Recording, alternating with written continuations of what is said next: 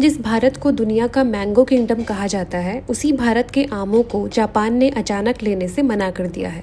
क्या भारतीय आम खराब हो गए हैं? क्या अल्फांसो और केसर जैसे मशहूर आम अब जापान नहीं पहुंचेंगे? और आखिर ऐसी कौन सी गलती हुई कि लगभग 20 साल बाद जापान ने फिर से भारतीय आमों पर प्रतिबंध लगा दिया?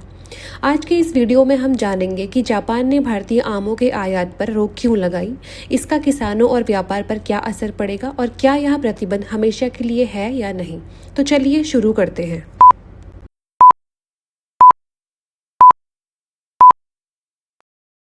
भारत दुनिया में आम का सबसे बड़ा उत्पादक देश है। दुनिया के लगभग 40% आम अकेले भारत में पैदा होते हैं। अल्फांसो, केसर, लंगड़ा, दशहरी, चौसा और बंगनपल्ली जैसे कई प्रसिद्ध किस्में विदेशों में भी काफ़ी लोकप्रिय हैं। जापान भी उन देशों में शामिल है जहां भारतीय आमों की अच्छी मांग है, लेकिन 2026 में अचानक जापान ने भारतीय आमों का आयात रोक दिया। अब यह सवाल है कि आखिर ऐसा क्यों हुआ।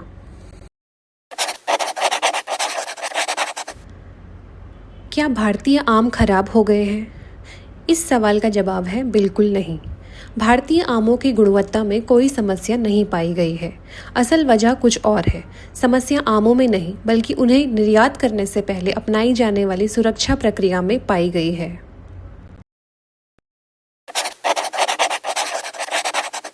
VHT यानी वेपर हीट ट्रीटमेंट क्या होता है? जब आमों को किसी दूसरे देश में भेजा जाता है तो यह सुनिश्चित करना जरूरी होता है कि उनके साथ कोई कीट या रोग उस देश में ना पहुंच जाए। इसीलिए आमों को निर्यात से पहले वेपर हीट ट्रीटमेंट यानी VHT प्रक्रिया से गुजरना पड़ता है। इस प्रक्रिया में नियंत्रित तापमान और नमी के माध्यम से फल के अंदर मौजूद कीटों और उनके अंडों को नष्ट किया जाता है। इसे आप एक तरह की सुरक्षा जांच समझ सकते हैं। जैसे हवाई अड्डे पर यात्रियों की जांच होती है, वैसे ही विदेश भेजे जाने वाली फलों की भी जांच और उपचार किया जाता है। मार्च 2026 में जापान के विशेषज्ञों ने भारत के कुछ VHT केंद्रों का निरीक्षण किया।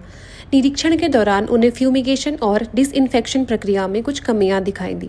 जापान को आशंका थी कि कहीं फ्रूट फ्लाई यानी फल मक्खी जैसे कीट उनके देश में ना पहुंच जाए। फल मक्खी एक खतरनाक कीट है जो फलों की फसल को भारी नुकसान पहुंचा सकता है। इसी खतरे को देखते हुए जापान ने एहतियात के तौर पर भारतीय आमों के आयात पर अस्थायी रोक लगा दी।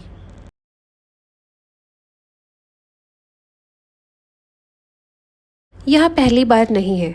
साल 1986 में भी जापान ने भारतीय आमों पर प्रतिबंध लगाया था। उस समय भी कारण था फ्रूट फ्लाई का खतरा। लगभग 20 वर्षों तक यह प्रतिबंध जारी रहा। इसके बाद भारत ने अपनी तकनीकों और सुरक्षा मानकों में सुधार किया और 2006 में जापान ने फिर से भारतीय आमों को अनुमति दे दी। लेकिन अब 2026 में एक बार फिर वही समस्या सामने आई है। यह स्थायी प्रतिबंध नहीं है। जापान ने साफ कहा है कि जैसे ही भारत अपने वेपर हीट ट्रीटमेंट केंद्रों और अन्य प्रक्रियाओं को उनके मानकों के अनुसार सुधार लेगा, वैसे ही भारतीय आमों का आयात फिर से शुरू किया जा सकता है। यानी उम्मीद अभी बाकी है। भारत से जापान को हर साल बड़ी मात्रा में प्रीमियम गुणवत्ता वाले आम भेजे जाते हैं। इस प्रतिबंध से निर्यातकों और किसानों को आर्थिक नुकसान हो सकता है। साथ ही भारत की अंतर्राष्ट्रीय कृषि व्यापार छवि पर इसका असर पड़ सकता है। लेकिन यदि समय रहते सुधार कर लिए जाएं तो भारत दोबारा जापानी बाजार में अपनी मजबूत उपस्थिति बना सकता है। भारत दुनिया का सबसे बड़ा आम उत्पादक देश है, लेकिन सबसे ज़्यादा आम निर्यात करने वाला देश भारत नहीं बल्कि मैक्सिको है।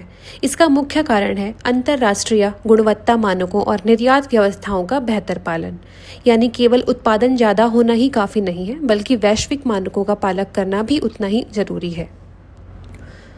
तो दोस्तों, जापान ने भारतीय आमों पर प्रतिबंध इसलिए नहीं लगाया क्योंकि हमारे आम खराब हैं, बल्कि वजह है VHT यानी वेपर हीट ट्रीटमेंट और कीट नियंत्रण प्रक्रियाओं में पाई गई कुछ तकनीकी कमियां।